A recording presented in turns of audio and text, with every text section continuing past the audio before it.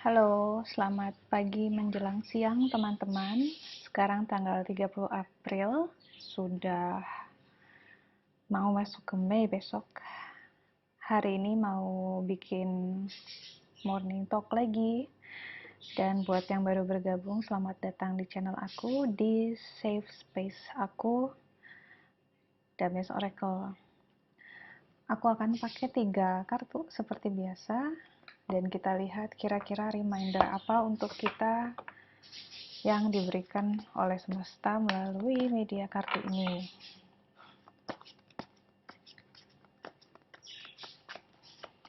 Bagaimana kabarnya semua? Sudah mau ke pertengahan tahun?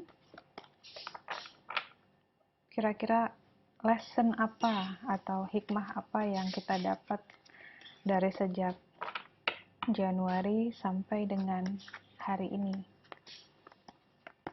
Boleh diingat-ingat, kemudian di-share di kolom komentar. Siapa tahu ada teman yang lain yang mungkin terbantu melihat jawaban atau sharingan kita, karena basically pengalaman kita semua sama, cuman beda-beda tingkat pemahaman dan intensitasnya juga beda-beda.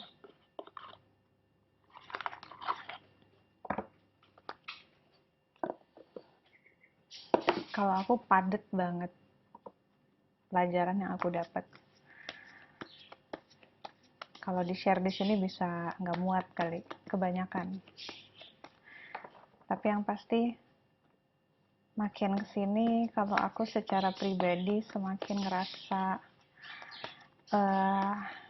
reserve ya, masuk ke dalam diri itu semakin jauh. Dan semakin tahu prioritas dalam hidup aku apa, dan semakin paham bahwa tanggung jawabku hanyalah kepada Tuhan dan diriku sendiri.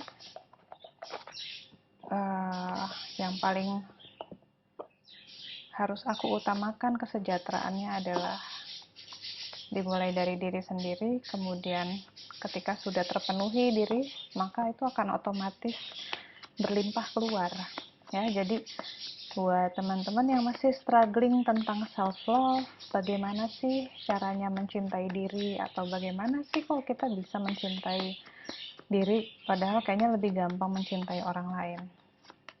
Mencintai orang lain akan otomatis terjadi, mungkin kalimatnya diganti ya, kita bisa mengasihi orang lain dengan tulus, tanpa pamrih, itu kalau kita sendiri, diri kita tuh sudah full, sudah penuh dengan cinta yang kita berikan gitu ya. Jadi itu udah tanpa kita kasih-kasih ke orang, rasa cinta itu akan luber kemana-mana, dan itu akan dirasakan oleh orang-orang di sekitar kita, dan mereka mungkin akan mengira kita menjadi orang yang pengasih, atau mereka mungkin mengira kita baik sama mereka, padahal kita cuma menjadi diri kita sendiri yang memang sudah penuh kasih sayang ya. Jadi kasih sayang yang sudah penuh itu akan otomatis tumpah keluar dan orang-orang akan merasakan manfaatnya gitu. Jadi penuhi dulu yang banyak ke dalam.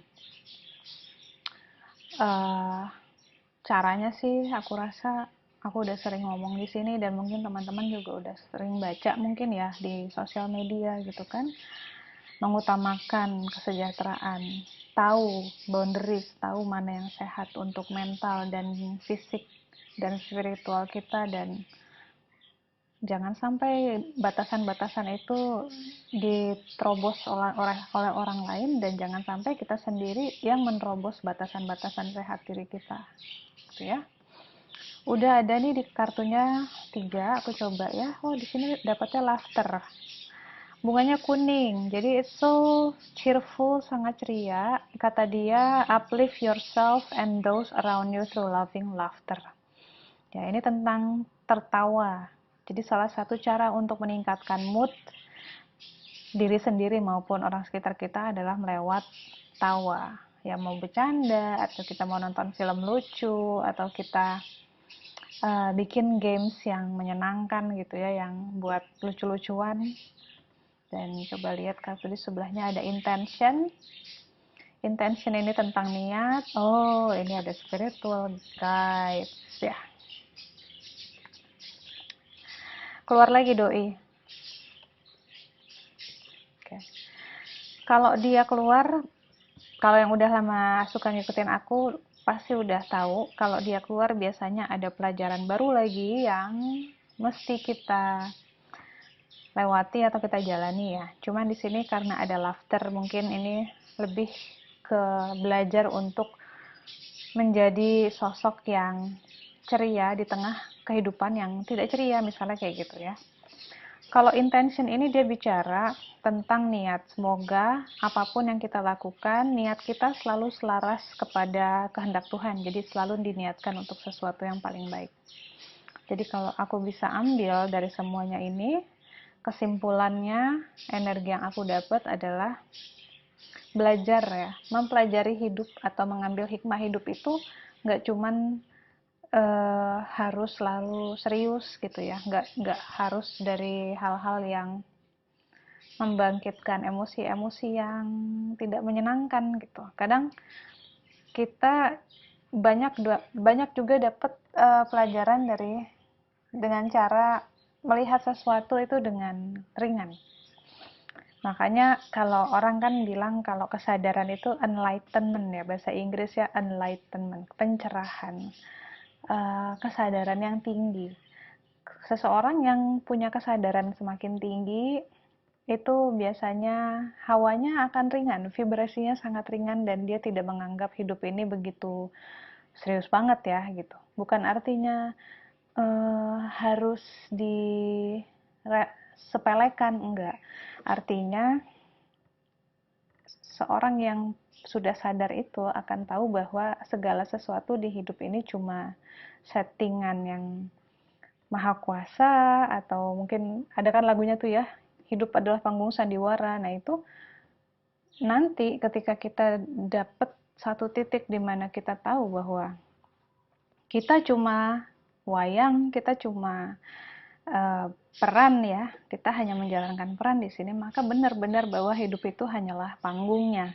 Dan kalau kita sudah punya kesadaran bahwa kita hanyalah wayang yang digerakkan dalang yang di atas, maka sesungguhnya kita nggak perlu take everything personally, kita nggak perlu ambil hati itu semua hal yang terjadi dalam kehidupan kita ya. Jadi kalau ketika menghadapi sesuatu yang bikin kesel, kita nggak perlu terlalu baper, karena kita tahu, oh hari ini aku dibikin kesel sama dia, oke, berarti mungkin ada hal di dalam diri aku yang belum belum belum pulih gitu, belum dapat healingnya. Karena sesungguhnya ketika kamu masih sering kesel, berarti ada hal-hal di dalam diri kamu yang memang masih perlu kamu benahi ya.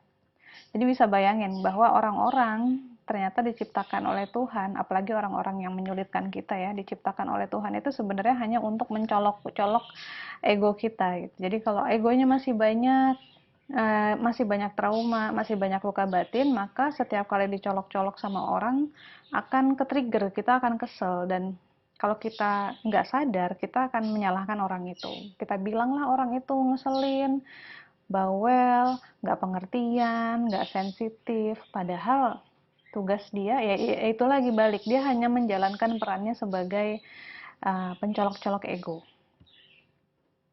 Ya, jadi orang yang berkesadaran tinggi akan menganggap itu sebagai sesuatu yang ringan, bukan sesuatu yang harus dilawan, bukan sesuatu yang harus di apa heboh-heboh gitu, enggak gitu ya. Bahkan kayak masalah pandemi sekarang misalnya, kita mungkin orang awam ya menganggap ini kayak gawat banget ya gitu, dan apa sih preventif gitu, tindakan pencegahannya, terus bagaimana kita bisa terus hidup melewati masa ini.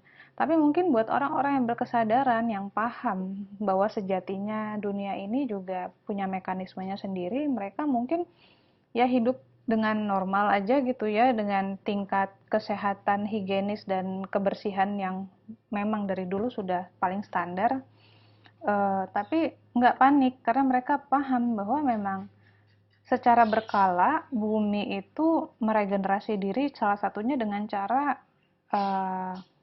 seperti ini, menghapus beberapa spesies yang mungkin tidak bermanfaat gitu. Jadi melihat melihat suatu musibah, malah bukan musibah gitu ya, melihat sesuatu yang eh, tidak menyenangkan malah dianggap sebagai cara alam menyeimbangkan diri gitu.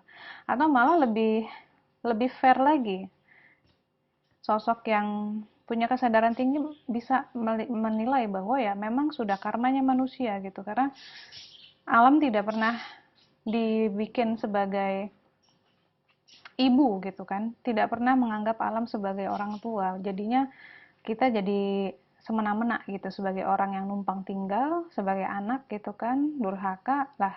Kalau dibiarkan terus-menerus maka akan merusak habitat lain, akan merusak makhluk hidup lain yang juga tinggal di sini. Jadi ya memang sudah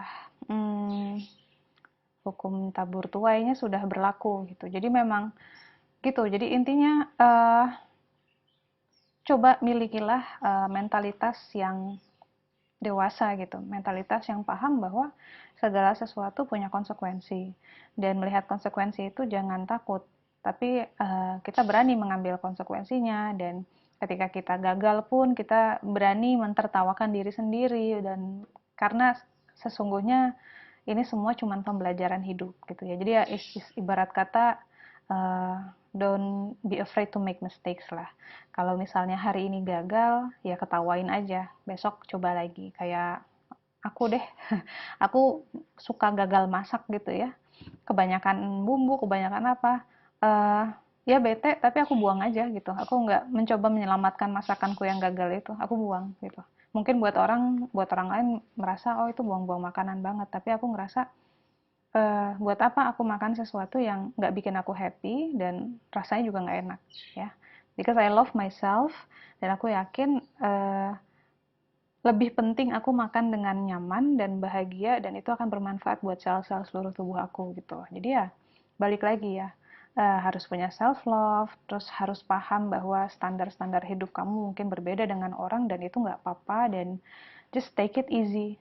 Hidup itu dijalanin dengan dibawa nikmat gitu kan, dibawa, punyalah apa ya, cara pandang yang tidak gawat gitu. Jangan apa-apa dibawa gawat gitu kan. Jangan apa-apa dibawa panik. Pahami bahwa hitam dan putih itu memang harus ada. Baik dan buruk itu memang harus ada. Jadi keduanya itu memang harus eksis. Nggak bisa cuman baik doang. Nggak bisa cuman buruk doang. Jadi ya ketika keduanya berdinamika ganti-gantian timbul gitu ya, kita nggak kaget, dan malah kita bisa menjadi pengamat ya. Kita memang terlibat di dalamnya, tapi kita juga menjadi pengamat ya. Dan itulah sebenarnya inti dari kenapa harus belajar meditasi, kenapa harus belajar duduk diam bernafas mengamati pikiran, agar kita pelan-pelan tuh bisa belajar detach, belajar menarik diri, tidak masuk ke dalam lingkaran dramanya kehidupan gitu. Jadi uh, kalau nggak dimulai sekarang, mau mulai kapan gitu, mempunyai cara pandang seperti ini, karena hidup nanti ke depannya akan makin makin heboh dinamikanya. Jadi ya latih aja mulai dari sekarang. Ketika ada konflik, jangan langsung reaktif, jangan langsung baper, tapi tarik diri dulu aja dan amati baik-baik, and be honest with yourself ya, be fair juga, tanya kepada diri sendiri sebenarnya di sini yang salah siapa, dan sebenarnya apakah memang ada yang namanya salah itu? Karena sesungguhnya apa yang kita anggap salah itu hanyalah sesuatu yang tidak berjalan sesuai ekspektasi kita, gitu loh, ya. Karena jadinya kalau udah ngomong kayak gini, lama-lama akan sampai ke titik di mana spiritual itu memang nantinya akan ke sana.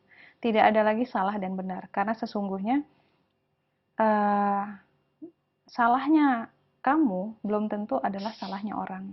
Ngerti kan? Apa yang kamu anggap salah belum tentu itu salah buat orang lain. Malah belum tentu itu salah di mata Tuhan. Jadi ya penting banget untuk stay true to yourself, berdiri dengan diri sendiri, masuk ke dalam diri, jangan ikut-ikutan nilai-nilai orang lain. Kamu tentukan sendiri mau jadi apa, ikuti nilai dari guru sejati jiwamu sendiri, ikuti moral kompas yang ada di situ. Tuh. Oke, semoga bermanfaat, dan ingat, jangan serius-serius amat. Be happy, be light ya. Jadi be light itu nggak cuma jadilah cahaya, tapi jadilah ringan. Thank you for watching, sampai ketemu lagi besok. Dadah!